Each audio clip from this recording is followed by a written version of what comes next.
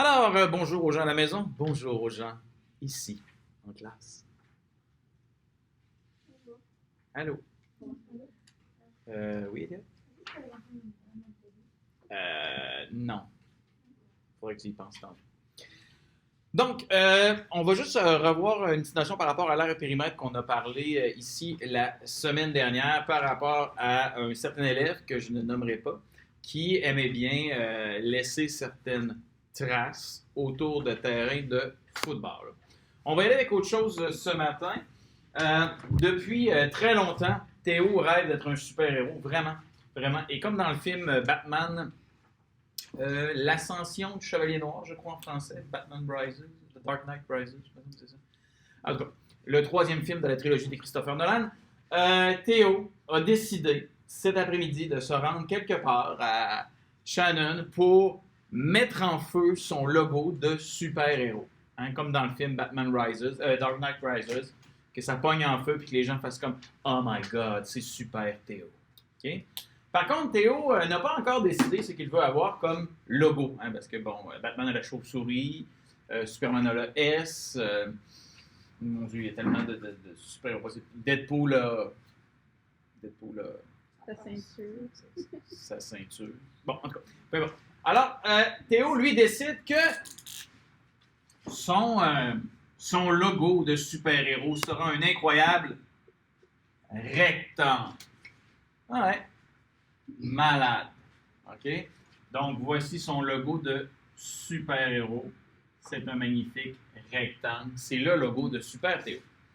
Alors, comme Théo ne se laisse pas impressionner par personne, il décide de le faire en format gigantesque. Okay? Donc, son logo, lorsqu'il le mettra en feu, va avoir une aire de 500 mètres carrés. J'aimerais, s'il te plaît, toi à la maison et toi en classe, que tu me trouves quelle dimension on pourrait avoir pour les côtés du rectangle quand on sait que côté fois côté pour un rectangle, ça me donne l'air en mètres carrés si je travaille en mètres. C'est parti. Retour à Théo, toi qui es en vedette dans cette magnifique capsule.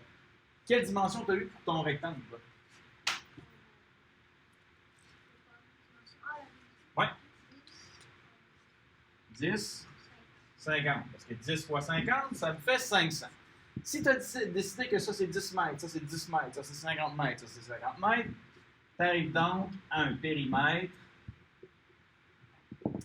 de 20 plus 100, 120 mètres. Est-ce qu'il y en a qui ont trouvé d'autres dimensions pour le rectangle de monsieur? Oui, Fred! C'est une excellente réponse. Donc, Fred, lui, s'est dit moi, j'aimerais ça que ce soit un rectangle plus de même. Il aurait l'air d'un super-héros beaucoup plus puissant. Fait qu'il a dit 2 mètres par 25 mètres. C'est pas vrai, excuse-moi. 2 mètres par 250 mètres.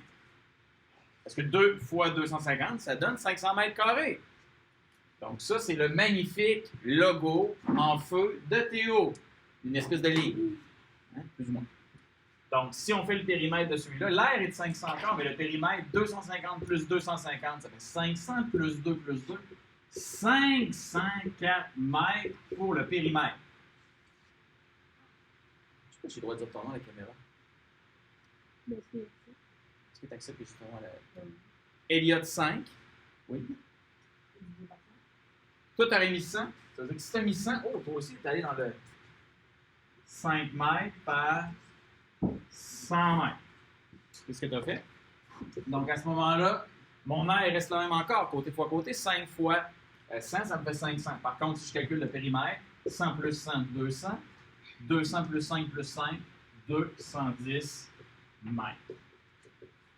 Donc, la leçon qu'on doit retenir de cela, moment leçon de vie, c'est que, oui, on peut avoir plus qu'une combinaison de dimensions pour une même aire. Ça veut dire qu'il y a plus plus qu'une façon d'avoir l'aire d'un rectangle, la même aire pour un rectangle. Par contre, le périmètre, souvent, va être différent à chaque fois parce que les dimensions ne sont pas les mêmes.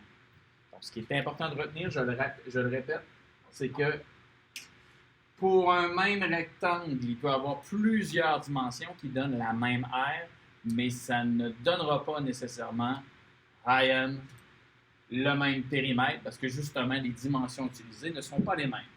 Alors, ce que je te demande à la maison et en classe, c'est de me trouver, quelque part sur un bout de papier, 3 combinaisons différentes pour qu'un rectangle arrive à la même aire, un peu comme je viens de faire ici, mais qu'à chaque fois, ça va donner un périmètre différent. Est-ce que tu comprends ce que je te demande?